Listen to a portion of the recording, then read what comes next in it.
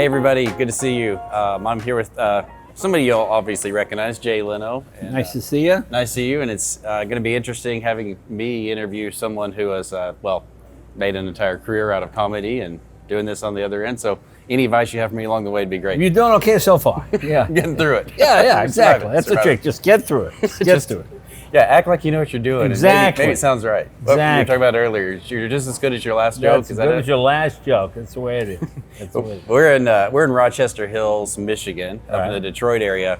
We were just closer to the downtown. This really awesome event, big car show, people showing off what they have. It's called the Woodward Dream Cruise, and it's probably, you know what I love about it? There's no trophy. You're not competing with other people. You're just showing people your car, and they're showing you their car, which is what I like. It's like the biggest cars and coffee event. They have those every Sunday in a parking lot, usually sometimes in a Walmart or wherever it might be, and people just show up with their car, and nobody's judging. It's just what you like, you know. Yeah. But the Mustangs kind of hang with the Mustangs, and the Camaros, you know, and it makes it kind of fun. I like the fact that there isn't a best of show here. It's not that kind of event. It's just the most honest car show in the world. Yeah, everybody gets to participate, which is what we love, and it's a bit like our story. And one of the things we got to do, which was, I think, is super cool, we had a 1979 red and white F-150, Sam Walton's truck, and he was known all throughout Arkansas for driving this truck around. He went and bought it off a lot, no AC, manual transmission. Manual transmission, no power brake, when trucks were trucks, jet revolved. But you know, it is funny how the truck has evolved to become all things to all people. I mean, a truck is basically a Cadillac with big tires on it now. I mean, you've got heated seats, you've got all the, you know, stuff the old truckers would kind of laugh at you for, but which you really have to have. Well, we drove over here in a brand new F-150 Ford Lightning that is everything you just said. You can power your house, right? You can run a welder, it's got a cooler built into it, it's all electric, so these things have just changed so much. I mean, it's fun to be in on an era of change. I mean, not really since the car replaced the horse. It's literally that big a change, because gas stations will become electricity stations if they want to stay in business, you know. So we'll see. I mean, I think the gas car will be around for a long time, but I just think you realize the advantages with electricity. It's not just about the environment. You know, for something to succeed, it can't just be in one area. It's got to be equal. It's got to be superior in every area. Electric cars didn't make it before because they didn't have the range and they weren't quite powerful enough. You know, it's like the Wankel engine when that came out. It's efficient, but not really. Used a lot of oil. Gas mileage was good, but it was smooth and light. But it only had one out of the three. You know, electricity now more than equals a full tank of gas, so that's taken care of. It's faster. And your maintenance is almost nothing. Nobody really comes in and buys spark plugs anymore, because spark plugs last 100,000 miles. Spark plugs last the life of the vehicle in many cases. So we sell products to kind of keep the car looking nice, up to date, help to differentiate it from somebody else who's got the same model, you know, personalized a little bit, and that's the fun part. You know, one of the things we were talking about earlier, Jay, is innovation, reinventing yourself. As you were talking through your career, there have been phases where it was comedy at the college campus, and then you moved into media, then you got into automotive, and you've got the garage, and then that led you to becoming a supplier of ours with Jay's garage products, and it's growing. So, you know, first for everybody to know, you started with 7 items, now it's 12. It's going to be even more next year, which is performing. Again, you got to keep coming up with new things to keep the public interested. You're only as good as your last joke. That's pretty much what it is. And when you think about it, it's true. I mean, yeah, you won the World Series last year, but that was 3 months ago. What are you doing now? You know, I mean, yeah, that's competition. So, as a supplier, you said you started this about a decade ago, and Walmart the last couple of years. Just love you to talk about that journey. To me, you can never do anything too late. You only do it too soon. You know, I meet people all the time. I want to get on the Tonight Show. Are you prepared? Are these the best jokes you can come up with? Because if you go on and you bomb, I'm not going to get in. Why don't you wait until it's right? And that's what we did with this product. This is something we developed at my garage. You know, we didn't buy an existing product and put our name on it or do something like that, which is actually a smart way to do it because you get a big check. But we wanted to make our own. And these are products I use, and I think enthusiasts know I use them because they see me use them on TV, and we explain how we use them and what's in them and all that kind of stuff. So there's an honesty there. We have a one-on-one with a customer. But we wanted to wait until it was ready for Walmart because your standards are really strict. It's hard to get a product into Walmart. It has to exceed, like I said before, you got to exceed on all levels. It's got to be superior. It's got to be reasonably priced. You know, you can't have some crazy expensive item, and it's got to have a shelf life. You know.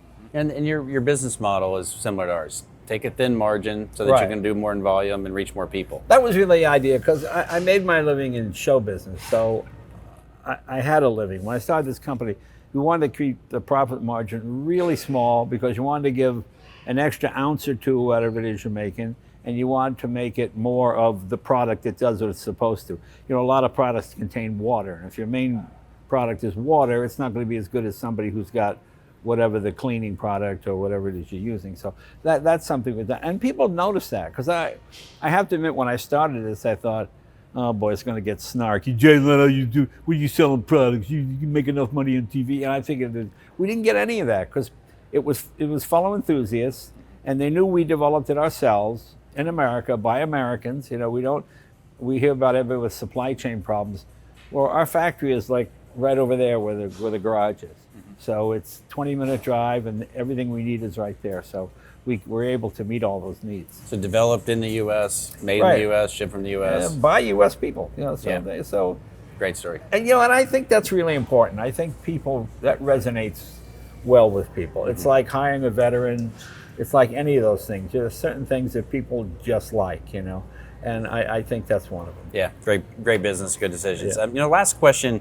While I've got you, maybe two more, but first, for people that are thinking about starting a company or being a supplier, you clearly picked something that's right in your wheelhouse. You've been a collector and enthusiast for years and years, so it came with a lot of credibility. But what would you tell somebody that's thinking about this my journey? dad was a salesman, and that's that old Dale Carnegie stuff. You look him in the eye, you shake him in the hand.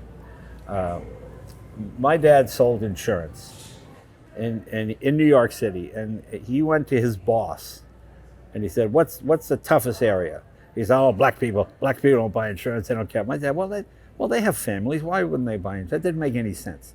So my dad started selling insurance in Harlem, which Prudential had never been in, and he sold nickel policies, 5 cents a week he collected, and they paid out $2,500. This is during the Depression, and he turned it into not the number one area, but an area where people went, whoa, we didn't know this market would be this big, And one day on the Tonight Show, I got a letter from a lady in her 80s who said when she was a little girl, there was a man named Mr. Angelo.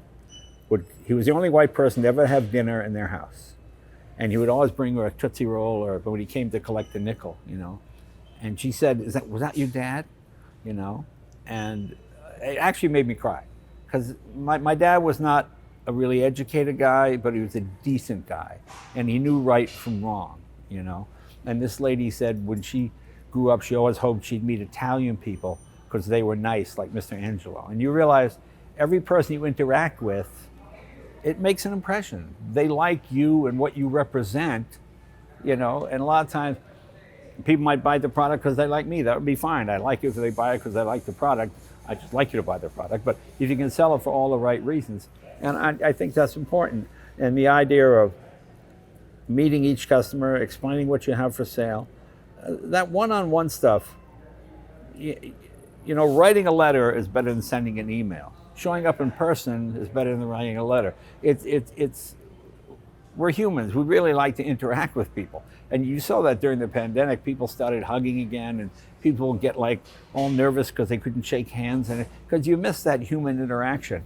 And that's the important thing. People come into a store, you explain what the product is, here's what it is, here's how much it costs. And it's just basic honesty.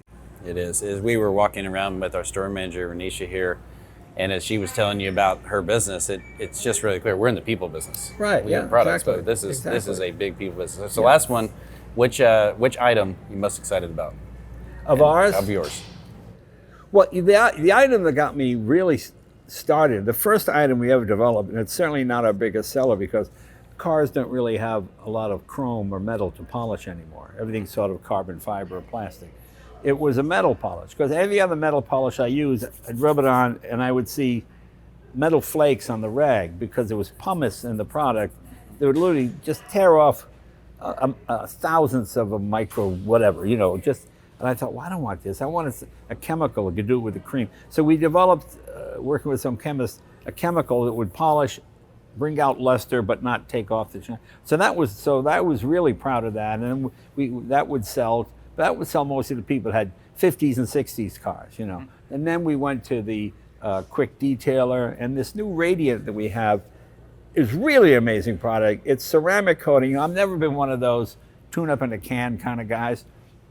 That's really what it is. It's like you put this radiant on and you put your hose on it and the water just beads off and you go, it really does make a hard shell. I mean, it's pretty amazing. So we get a lot of reaction from that. And the thing that really makes me happy is the number of return customers we get. You always say, have you bought this product before? Yes. Sometimes 3, 4, 5 times.